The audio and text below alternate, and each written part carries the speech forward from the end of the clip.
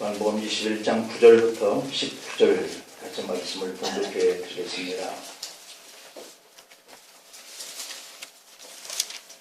육지에 올라보니 숯불이 있는데 그 위에 생선이 놓였고 떡도 있더라. 예수께서 이르시되 지금 잡은 생선을 좀 가져오라 하시니 시몬 베드로가 올라가서 그 물을 육지에 끌어올리니 가득히 찬 큰 물고기가 153마리라. 이같이 많으나 그물이 찢어지지 아니하였더라. 예수께서 이르시되 와서 조반을 먹으라 하시니 제자들이 주님이신 줄 아는 고로 당신이 누구냐 감히 묻는 자가 없더라. 예수께서 가셔서 떡을 가져다가 그들에게 주시고 생선도 그와 같이 하시니라. 이것은 예수께서 죽은 자 가운데서 살아나신 후에 세 번째로 제자들에게 나타나신 것이라. 그들이 조반 먹은 후에 예수께서 시몬 베드로에게 이르시되 요한의 아들 시몬아 네가 이 사람들보다 나를 더 사랑하느냐 하시니 이르되 주님 그러하나이다. 내가 주님을 사랑하는 줄 주께서 아시나이다. 이르시되 내 어린 양을 먹이라 하시고 또 두 번째 이르시되 요한의 아들 시몬아 네가 나를 사랑하느냐 하시니 이르되 주님 그러하나이다. 내가 주님을 사랑하는 줄 주께서 아시나이다. 이르시되 내 양을 치라 하시고 세 번째 이르시되 요한의 아들 시몬아 네가 나를 사랑하느냐 하시니 주께서 세 번째 네가 나를 사랑하느냐 하심으로 베드로가 근심하여 이르되 주님 모든 것을 아시오매 내가 주님을 사랑하는 줄을 주님께서 아시나이다. 예수께서 이르시되 내 양을 먹이라. 내가 진실로 진실로 네게 이르노니 네가 젊어서는 스스로 띠띠고 원하는 곳으로 다녔거니와 늙어서는 네 팔을 벌리리니 남이 네게 띠띠우고 원하지 아니하는 곳으로 데려가리라. 이 말씀을 하시면 베드로가 어떠한 죽음으로 하나님께 영광을 돌릴 것을 가리키심이로라. 이 말씀을 하시고 베드로에게 이르시되 나를 따르라 하시니. 아멘.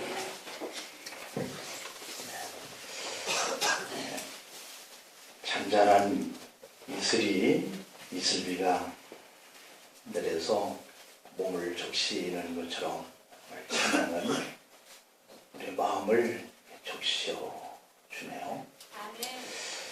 그래서 끝나고도 박수를 칠 수 없을 만큼 마음이 잔잔하게 이렇게 젖어드는 그런 찬양인데요. 세상의 모든 죄인들을 위해서 주님의 그 몸이 상하시고 거룩한 그 보혈의 피를 흘려주신 줄로 믿습니다. 그 사랑을 우리가 찬양하고 그러한 주님을 우리가 사랑하면서 살아야 할 줄로 믿습니다. 핵심은 그러한 찬양인 것 같습니다. 오늘 본문 배경은 이제 예수님이 하늘로 올라가시려고 하는 그러한 즈음입니다. 그렇게 되면 그들을 따랐던 제자들만 남게 되는 것이죠. 실제로 베드로는 이 초대 교회의 한 중심을 만들어갔던 분이죠. 아주 중요한 책임을 맡았던 그러한 제자이기도 하죠. 이 베드로가 설교를 한번 하면은 안전뱅이가 일어나고 또 그가 최초로 이방인 고넬료에게 복음을 전하여서 그리스도를 알게 하는 이러한 사역도 했죠.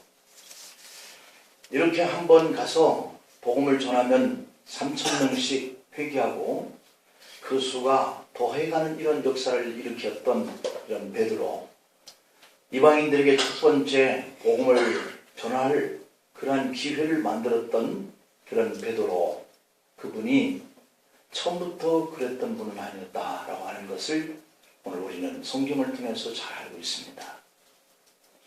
결론부터 말씀을 드리면 사도행전에 나오는 이 베드로는 능력 있는 베드로예요.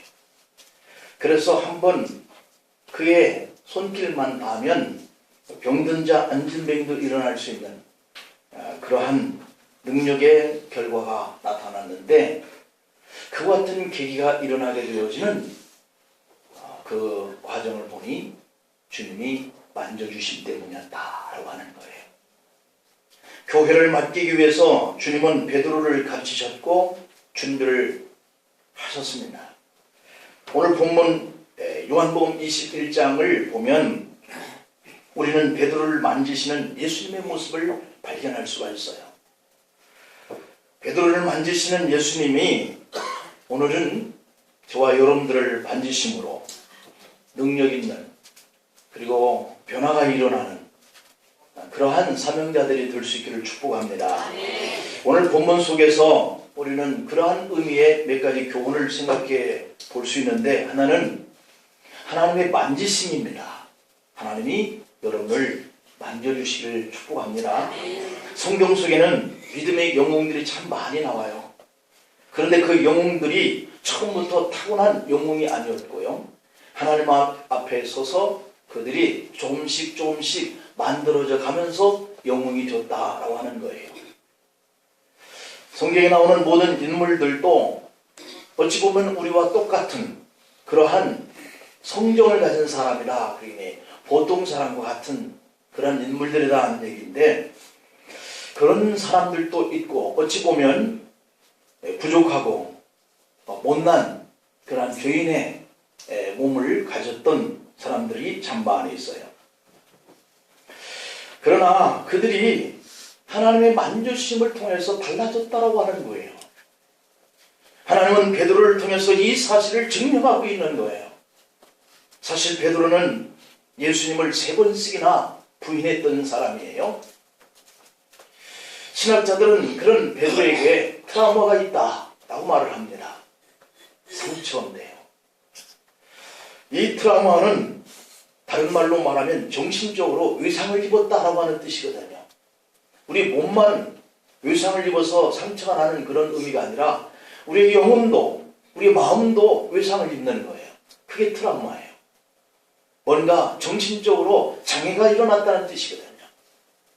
보통 사람이 살아가는 이런 과정을 보면 그냥 평범한데, 그 보통 사람, 평범한 사람에게 이 정신적 외상이 입게 되어지면 우울증을 나타내고 자식들을 죽이기도 하고 남편과 아내를 죽이기도 하고 부모를 죽이기도 하고 전 가족이 함께 뛰어들기도 하고, 이렇게 해서 자신의 몸을 손상시키고 자살하는 이런 일들까지 일어나는 거예요. 그래서 이 정신적인 외상, 이것은 상당히 큰 우리의 파장을 가져오게 하는 요인이 돼요. 요즘에 어린아이들을, 자기 자식들을 난 지 3개월 만에, 몇 년 만에 이렇게 자꾸 죽이고 없애는 이런 일들을 매스컴에서 자꾸 캐내면서 드러내고, 그 잔인성인 그 부모들의 모습들을 돌출시키는 이런 뉴스들을 보도하는 그 내면 속에는 바로 이러한 것들이 자리 잡고 있는 거죠. 정신적으로 외상을 입고, 그리고 정신적인 그런 장애가 영구적으로 오게 되어지는 것. 이런 현상은 대개 어떤 큰 충격에 의해서 일어나는 거죠. 자기 가족들이 한꺼번에 죽는 일들을 목격한다든지, 아니면 어떤 큰 대형 사고를 목격하게 되든지, 아니면 어떤 사람들이 한꺼번에 죽음을 당하는 이런 세월호의 그러한 사건들처럼 말이죠. 그 가족들은 우리가 세상의 매스컴이 너무 그런 일들로 자꾸 빗나가고 있다라고 하는 것을 느꼈기 때문에 그들에 대한 그런 안타까움과 사랑의 마음이 반대로 마음이 닫혀져서 너무하는구나 하는 이런 일들로 비춰주기까지 된 이 현상 내면 속에는 그들의 씻을 수 없는 이러한 그 상처를 받게 되는 거죠. 그런 그들에게 우리가 할 수 있는 말은 참 안 됐다라고 하는 정도지, 그런데 이런 현상이 너무 두드러지니까 너무한다라고 하는 생각을 갖게 되어지는 거예요. 그런데 그들이 생각할 때는 그게 너무하는 것이 아닌 거예요. 이러한 일들이 바로 이러한 스트레스와 그리고 심적으로 받게 되어지는 정신적인 장애, 이런 것들이 그러한 현상을 만들어내게 되는 것이죠. 이런 경험이 있던 사람이 살면서 이런 비슷한 상황을 보게 될 때마다 지워버리려고 했던 생각들이 자꾸 일어나게 되어지면서 불안하게 되고 감당할 수 없는 공포감에 젖어 살게 되는 것이죠. 이것을 트라우마다, 정신적 질병이다, 이렇게 보는 거예요. 그러면 이 베드로의 정신적 질병이 무엇이었을까? 우리는 성경을 통해서 잘 알고 있습니다. 베드로는 숯불 앞에서 불을 쬐면서 예수님을 부인했던 제자예요. 그것도 3번씩이나. 한 번 실수는 병가지상사다, 이렇게 얘기하고 누구든지 있을 수 있는 일처럼 생각될 수 있는 문제지만, 같은 일에 대한 실수를 2번, 3번씩 한다라고 하는 것은, 이것은 사람들에게 손가락질을 받을 수 있는 요소가 되는 것이죠. 그런데 베드로가 바로 이러한 일을 한 거예요. 예수님을 저주하면서 난 저 사람 몰라, 저 사람과 같은 동네에 안 살아, 난 저 사람을 알 수도 없어, 그렇게 모른다고 하는 이 일을 상대방이 인정해 주기 위해서 욕하고 저주까지 했다라고 하는 거 아니겠어요? 그냥 모른다 해서 지나쳤으면 참 좋았겠는데, 그 여인들이 그걸 인정해 주지 않고 자꾸 와서 너도 그 사람하고 같은 당이야, 그 제자지, 한 통속이지, 자꾸 말을 하니까 거기서 벗어나고자 하는 그러한 강한 의지 때문에 욕을 하는 거죠. 저주를 하는 거죠. 있을 수 없는 일을 한 거죠. 그때 닭이 우는 소리를 듣습니다. 예수님을 부인한 자기가 예수님이 했던 그 말씀들이 생각나는 거예요. 네가 닭이 울기 전에 나를 3번 부인하리라. 그래서 그는 통곡합니다. 슬피 웁니다. 베드로에게 있어서 예수님을 부인한 이 일은 그의 마음속에 대단히 큰 상처인 거예요. 정말 잊고 싶은 그런 충격적인 사건이죠. 숯불에 불을 피워놓고 쪼이고 있는 사람들의 모습들, 주님을 모른다고 부인할 때 닭 울음소리를 들었던 닭의 울음소리를, 내가 그를 모른다고 3번씩이나 부인했던 이 3번이라고 하는 이 3의 숫자를, 이것을 볼 때마다 옛날에 주님을 부인했었던 자신의 모습이 자꾸 떠오르는 거죠. 그래서 일을 할 수가 없습니다. 도대체 뭔가 생활하기가 힘듭니다. 순간순간 그런 것을 볼 때마다 가슴이 먹먹해지고 상처가 떠오릅니다. 여러분, 이렇게 큰 상처를 딛고 제자의 길을 가게 된 이 베드로를 누가 타고난 영웅이다 라고 말할 수가 있겠습니까? 그는 정말 부족하고 정말 평범한 사람에 불과했고, 아니 어쩌면 평범한 사람보다 더 부족한 그런 배신자였고, 그런 그가 잠을 이룰 수가 없는 때가 옵니다. 닭 울음소리만 들으면 가슴이 철렁철렁합니다. 자신이 주님을 배신한 그 일의 상처가 올라와서 깜짝깜짝 놀랍니다. 그런 그가 어찌 평범한 사람이겠습니까? 그런데 사도행전을 보면 그는 성령의 충만함이 나타나는 사람입니다. 그에게는 단 한 가지의 상처도 없는 사람처럼 보입니다. 정신적 질병, 장애, 이것 때문에 어떤 닭울음소리, 아니면 3이라는 숫자, 아니면 어떤 숯불에 모이는 사람들만 보면 가슴앓이를 했던 이 베드로가 어떻게 이렇게 큰 능력의 도구로 쓰임을 받는 현장 속에 있단 말이냐라고 하는 그런 모습들이 눈에 띄는 거예요.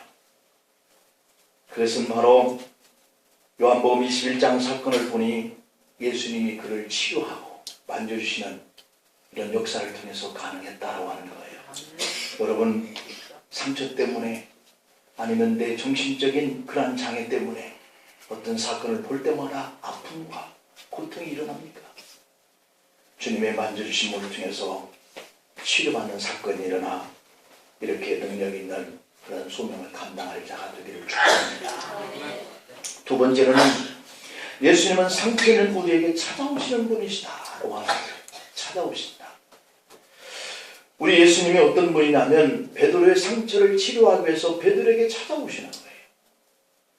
예수님은 그래서 우리의 육신만 치료하시는 분이 아니라 영적인 우리의 모든 마음의 그 질병까지도 치료하시는 그런 완전한 의사인 줄 믿습니다. 아마 여러분들에게도 드러내서 말할 수 없는 상처가 있을 거예요. 여러분들에게도 여러분만 느껴지는 그런 트라우마가 있을 거예요. 그것이 어떨 때는 여러분의 마음을 답답하게 만들고 어떤 때는 기도할 수 없도록 괴롭게 할 그러한 때가 있을 거예요. 죄책감 때문에 아니면 미움 때문에 교회 오는 것도 부담스러울 정도로 마음이 불편하게 하는 이런 쓴뿌리가 내 마음의 상처가 되어서 그 흔적을 늘 생각하는 그런 괴로움과 그런 자책감, 이것이 있을 겁니다. 예수님은 우리를 그러한 가운데 절대 방치하거나 그냥 두고 보고 계시는 분이 아니라는 거죠.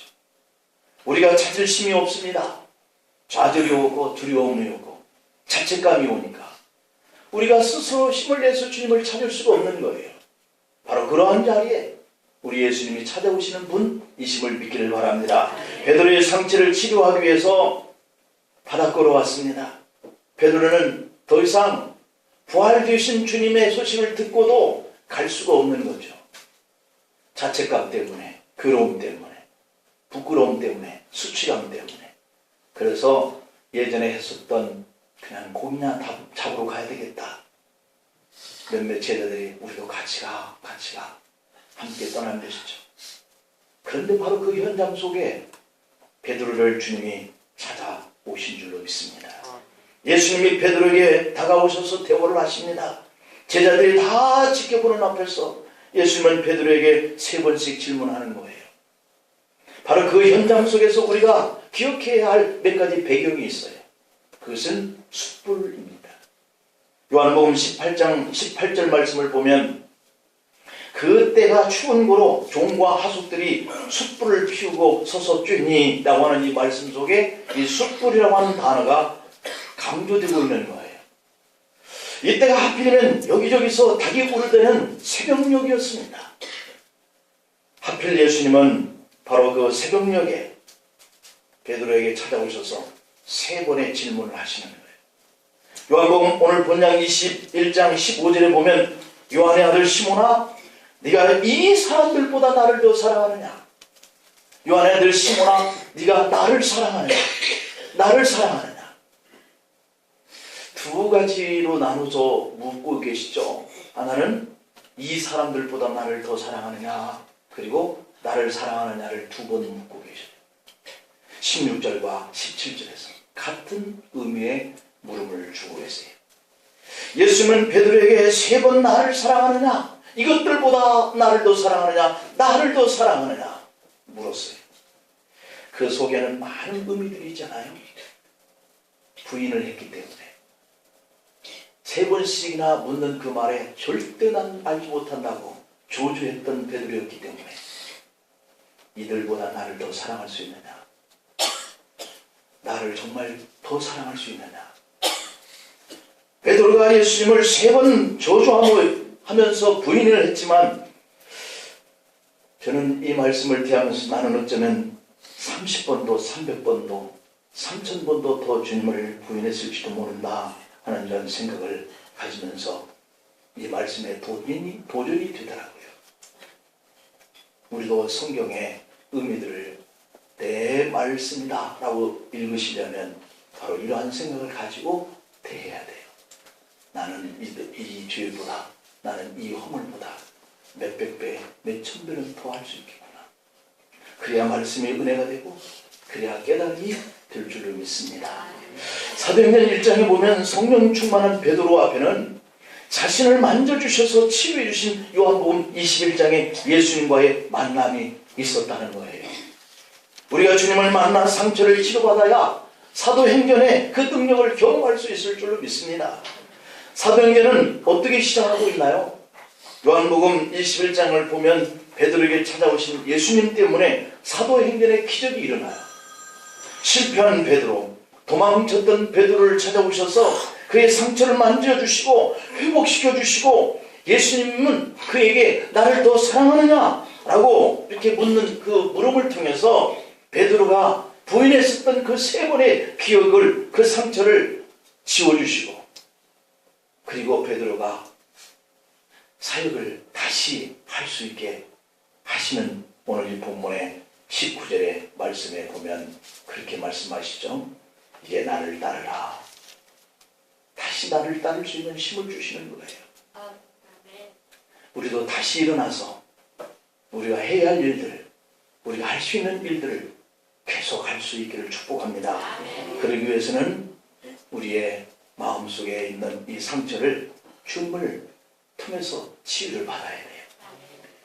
베드로와 제자들에게 그리고 또 우리에게 개인적으로 또는 먼저 찾아오시는 예수님이 계신다는 사실을 믿기를 축복해요. 여러분, 베드로가 오순절 성령 강림 때문에 담대해졌을까요? 아니었죠. 예수님이 만나주시고 그가 가지고 있었던 그 상처를 치료를 해주심으로 인해서 그는 능력 있는 종이 된 거예요. 이것으로 베드로는 상처의 치유를 받고 자신의 마음속에 있는 이 죄책감의 그 찌꺼기들까지 다 털어버릴 수 있었던 것이죠. 여기서부터 베드로가 담대해지는 겁니다. 여러분, 우리 마음속에 나는 죄인이지 하는 그 의식이 너무 강하면 우리는 아무 일도 할 수가 없어요. 내 다리가 움직이지질 않아요. 사람들 얼굴 보기에도 부끄럽고 수치스러운데 무슨 일을 할 수가 있겠어요. 그러나 내 마음속에 있는 이런 죄악의 허물들이 주님을 통해서 다 지워졌구나 하는 이런 마음에 확신이 들어야 내가 일을 할 수가 있어요. 주님을 모른다고 3번이나 부인한 이 상처투성인 베드로에게 네가 나를 사랑하지? 시몬아, 네가 나를 사랑하지? 같은 말을 3번씩 반복하며 물으심에 주님을 3번 부인했던 베드로는 급기야 주님이 제 마음을 더 잘 아시잖아요 라고 고백하고 있는 거예요. 더 이상 말할 수가 없는 거예요. 주님 아시잖아요, 제 마음. 그때서야 주님은 그래 베드로야, 다 잊고 이제부터는 내 양을 먹이라. 내 양을 치라. 너는 나를 따라와서 일을 해라. 이것으로 베드로 가슴속에 있던 상처는 끝났습니다. 도저히 주님 앞에 나서서 부끄러워서 설 수 없던 그 베드로가 고기나 잡으러 가야 되겠다라고 떠났던 그 흔적의 자리에 주님이 가시지 않았다면 영원히 베드로는 일어나 길 위에 있는 회복되어지는 삶을 못 살았어요. 그런데 주님은 그걸 아시는 거예요. 여러분과 저의 이 상처, 이 허물, 이 모습 가지고는 못한다는 거예요. 그래서 찾아오셔서 만나주시는 거예요. 시몬아, 네가 내 양을 치라. 그렇게 일을 맡겨주시고 주님을 통해서 베드로에게 주님을 부인한 그 트라우마, 그 상처, 이것을 주님을 향한 그러한 사랑으로 다시 회복해 주신 거예요. 그래서 오늘 우리 찬양대가 주님을, 그런 주님을 사랑한다 표현했던 그런 것처럼 말이죠. 그런 사랑할 수 있는 회복으로 여러분들의 상처가 치료될 수 있도록 주님은 오늘 또 우리에게 찾아오셔서 만나주시는 주님이심을 믿으시기를 축복합니다. 그 다음에 3번째로는 주님은 내 진심을 아시는 분이시다 라고 하는 거예요. 진심은 통하는 줄 믿습니다. 예수님이 3번씩 반복을 하면서 물으셨던 그 질문은 요한의 아들 시몬아, 네가 이 사람들보다 나를 더 사랑하느냐 하고 물으심이었고, 마지막으로 2번은 나를 더 사랑하느냐 라고 주님이 물으셨단 말이죠. 왜 이렇게 3번씩 물으셨을까 하는 그 이유가 있었어요. 마태복음 26장의 31절에 보면 때에 예수께서 제자들에게 이르시되 오늘 밤에 너희가 다 나를 버리리라. 베드로가 대답하여 가로되 다 주를 버릴지라도 나는 언제든지 버리지 않겠다 라고 고백했거든요. 이 말씀의 대화를 보면 다 주님을 버릴지라도 자기만큼은 버리지 않겠다라고 주님을 사랑한다 라고 자신 있게 말하면서 주님과 제자들 앞에서 큰 소리를 쳤던 거예요. 그렇게까지 장담해놓고 예수님을 버리고 도망쳤고 3번씩이나 다시 인정할 수 있는 기회를 주었건만 그는 모른다고 맹세하며 조조하면서 주님을 부인했던, 그리고 주님 곁에서 멀찍이 떨어져 갔어요. 이렇게 외면당하신 예수님이 베드로에게 찾아오셨습니다. 제자들과 그리고 베드로가 다 함께 있을 때 주님은 똑같이 부인했던 베드로에게 네가 사랑할 수 있느냐 다시 묻는 거예요. 요한의 아들 시몬아, 이 사람들보다 나를 더 사랑하냐? 나를 더 사랑할 수 있느냐? 여러분, 이런 질문 앞에 여러분이 베드로 같으면 뭐라고 할 수가 있겠어요? 어떻게 대답할 수 있겠어요? 솔직히 베드로는 유구무원해야 할 입장이죠. 사실이 그랬으니까. 입이 10개라도 할 말이 없으니까. 숯불 앞에서 다구는 소리가 들려오는 새벽녘에 베드로의 장담을 알고 있던 제자들이 다 같이 주님의 질문을 베드로에게 던질 때 듣게 되는 상황이 또 똑같이 온 거죠. 여러분, 예수님이 혹시 베드로를 청문회하는 그런 의미는 아니에요. 우리에게 찾아오셔서 너희의 죄, 너희의 허물들이 이것 아니냐? 라고 물으면서 책망하고 심판하기 위해서 물으시는 그런 질문이 아니에요. 우리가 성경을 읽을 때 묵상해야 하는 그 이유를 아시겠죠? 지금 예수님은 베드로의 상처를 어루만지고 치료 중에 계시는 거예요. 예수님을 모른다고 했던 이 베드로의 그 정신적인 상처, 장애, 이 트라우마를 지금 치료 중에 계시는 거예요. 그때 베드로가 주여 그러하여라 내가 주를 사랑하는 줄을 주께서 하시나이다. 진실한 베드로의 말이거든요. 여러분, 무식에도 급수가 있다, 그런 말들을 하게 되는데 베드로가 이렇게 말하는 것은 정말 무식해서 그럴까? 아니면 뻔뻔해서 그럴까? 그런데 베드로의 답변에 그런 마음이 우리 속에 전이 되지를 않아요. 이 대답에서 우리가 주목해야 할 이 단어는 주님께서도 아시잖아요 라고 하는 답변이에요.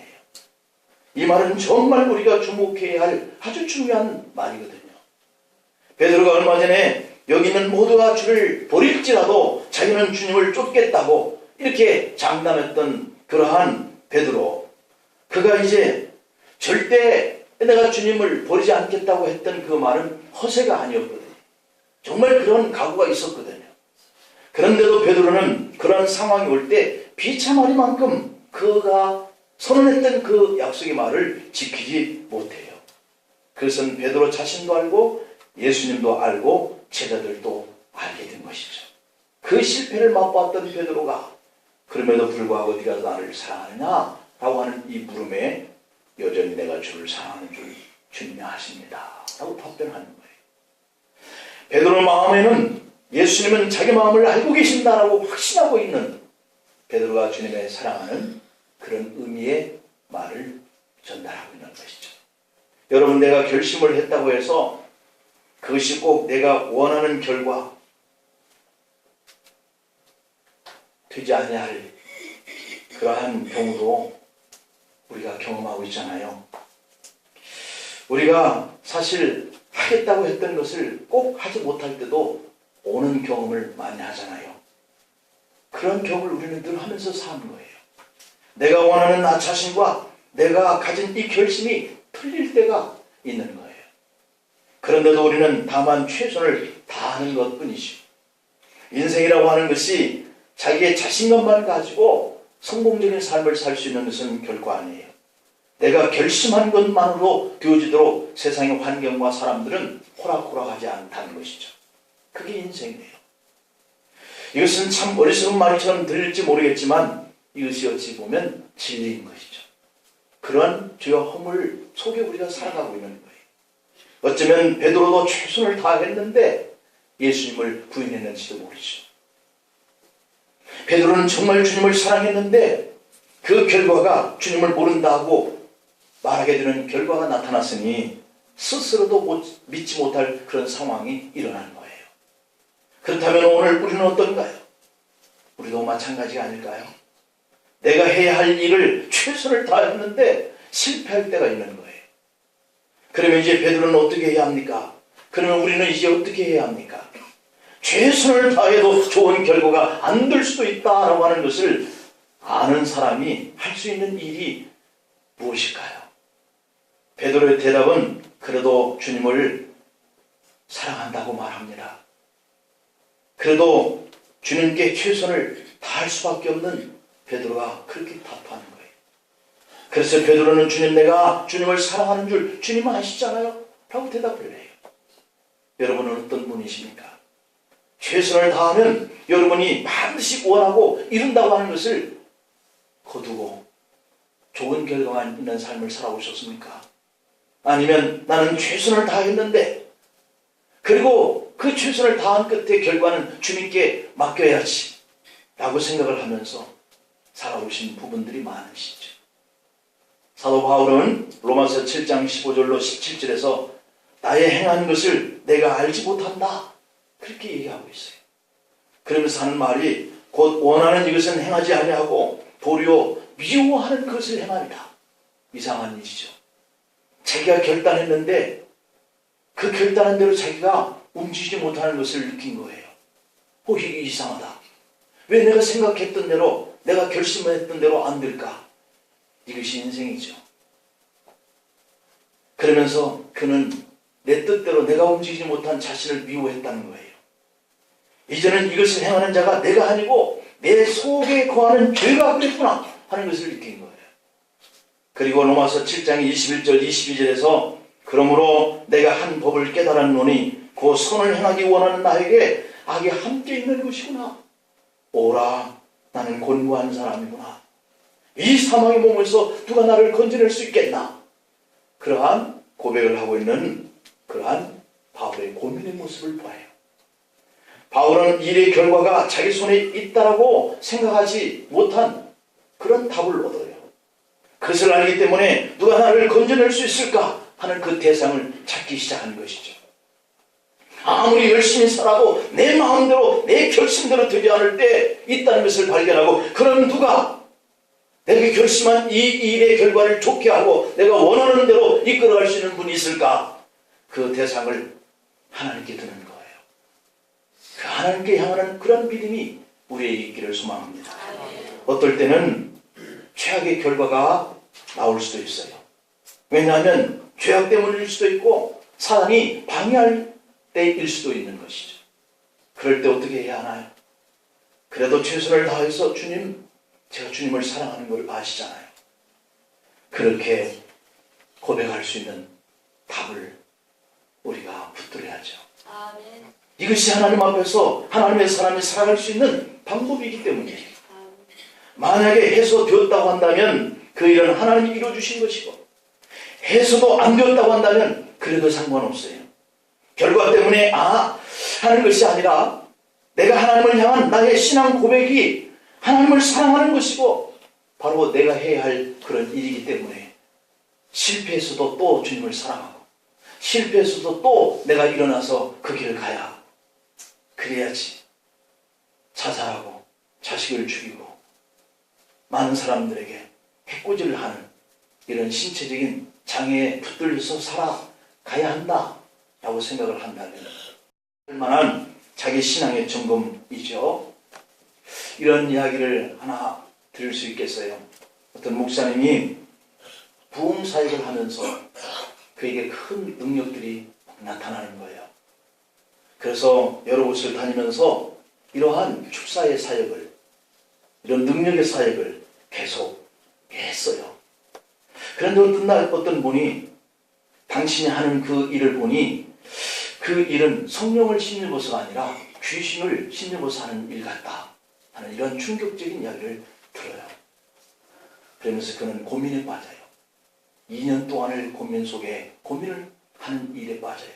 왜냐하면 내가 하는 이 일을 옆에서 보는 이가 볼 때 성령의 사역이 아니라 귀신의 사역이라고 하니 이것을 계속 해야 할지 말아야 할지. 내가 성령을 힘입어서 이 일을 하고 있다라고 생각한다면 얼마나 그 일이 기쁨으로 더 하고 싶어 하겠어요. 그런데 사탄을 힘입어서 하고 있다는 이러한 말을 듣게 되어지면 여러분 정말 중요한 질문이지 않겠어요? 그런데 내가 하는 이 일이 사탄의 일인지 성령의 일인지 내 스스로가 그 확인할 방법이 없는 거예요. 그러다가 오늘 본문 속에서 그 목사님은 해답을 얻었어요. 주여 만일 악귀가 제 안에 들어와서 이 일을 한다고 해도 저는 주를 사랑하겠습니다 라고 말하면서 그의 사역을 계속 해나갔다는 거죠. 그분이 하는 그 사역은 주님을 사랑하는 마음으로 하였다라고 하는 것이 그의 진실한 고백이기 때문에 그런 거예요. 베드로가 지금 그 말을 하고 있는 거예요. 결과와 상관없이 나는 장담하고 결단하고 했지만 주님을 3번 모른다고 부인하고 저주했던 결과로 나타났으니 이제 내가 주님을 그런 차원 속에서 볼 때 주님 안 사랑합니다 라고 말할 수 있는 그런 자격이야 하느냐. 그럼에도 불구하고 주님, 그것은 제 허물이지만 그래도 제 마음속에는 주님을 사랑합니다. 주님 사랑합니다 말을 할 수 있는 베드로의 마음에 진실이 있는 거예요. 그러면서 베드로는 자신이 주님을 사랑하는 마음을 주님이 아시지 않습니까? 라고 고백을 해요. 오늘 본문의 베드로의 대답에서 우리는 신앙을 배웁니다. 이젠 일의 결과를 보지 말고 우리가 하나님을 사랑하는 마음으로 시작한 그 일이라고 한다면 최선을 다해서 하는 거죠. 내가 한 일이 되느냐 안 되느냐보다 더 중요한 것은 내가 주님을 사랑하는 마음으로 했느냐 안 했느냐, 이것이 더 중요하기 때문이죠. 내가 최선을 다해도 안 될 것이니까 나는 이제 안 할 거야. 나는 그냥 되는 대로 살 거야. 이렇게 말해서는 안 된다는 것이죠. 1달란트 받았던 종이 주인에게 와서 계산할 때 1달란트를 그대로 내놓으면서 마태복음 25장에 24절 26절을 보니까 이렇게 말을 해요. 주여 당신은 굳은 사람이라 심지 않은 데서 거두고 해치지 않은 데서 모을 줄 내가 알았으므로 두려워하여 나가서 당신의 달란트를 땅에 감춰두었다. 벗어서 당신의 대신이 받으라. 그 주인이 대답을 합니다. 악하고 게으른 종아, 나는 심지 않은 데서 거두고 해치지 않은 데서 모으는 줄 네가 알았냐? 1달란트를 가지고 사용해야 할 그 종과 그것을 맡겼던 주인의 입장 차이가 이렇게 현저해요. 종은 그 주인에게 주여 당신은 굳은 사람이다 라고 생각을 하고 있는 것이죠. 그렇기 때문에 그 종은 결국은 그 달란트를 땅에 묻어놓고 아무 일도 하지 않았어요. 그런데 베드로는 이와 반대죠. 마치 모든 것을 하다가 그 달란트마다 다 잃어버리는 한이 있어도 내가 주인을 사랑하니까 내 실수한 것, 내가 애써서 하려고 했던 것 아실 거야. 한 마음으로 하는 것. 이것이 바로 이 베드로의 입장인 거예요. 얼마나 많은 사람들이 이 악한 종처럼 일의 결과만 생각하고 하나님이 있다 없다 하고 떠드는 그러한 가운데 있는지 몰라요. 결과만 사랑하는 사람들은 최악의 결과가 나오면 가룟 유다처럼 자살할 거예요. 원하는 뜻대로 결과가 좋지 않은 것을 보니 하나님 나를 사랑하지 않거나 하나님이 없다는 것이죠. 그러나 가룟 유다보다도 더 나을 것이 없던 이 베드로의 고백을 보세요. 그러하리다. 내가 주를 사랑하는 줄 주께서 하시나이다. 베드로의 이 말은 주님을 진심으로 사랑한다는 거예요. 여러분, 빌라도 뜰에서 주님을 부인할 때 서서 불을 쪼이는 그 숯불 앞에서 베드로의 마음에 충격을 줬던 새벽닭이 합창으로 들려져 올 그 시간에 자신의 실패를 목격했던 이 동료들이 보는 앞에서 예수님은 베드로에게 바로 이 고백을 듣고 싶어 하는 거예요. 주님, 그래도 내가 주님을 사랑합니다 하는 고백 말이에요. 우리는 얼마나 많은 사람들이 보는 앞에서 실수투성이로 살아가고 있는지 몰라요. 그래서 그들만 보면 부끄러워서 자신 있게 설 수 없는 마음이 있어요. 그 아픔과 그 상처 때문에 주님을 사랑하는 일을 하지 못하고 옛생활로 다시 돌아가 버리는 사람들이 얼마나 많은지. 그러나 변화된 베드로를 바라보면서 하나님은 큰 역사를 베드로에게 할 수 있도록 주님을 따르라고 다시 사랑하셔서 일을 맡겨주셨죠. 우리도 그렇게 될 줄로 믿으시길 축복합니다. 기도하시겠습니다.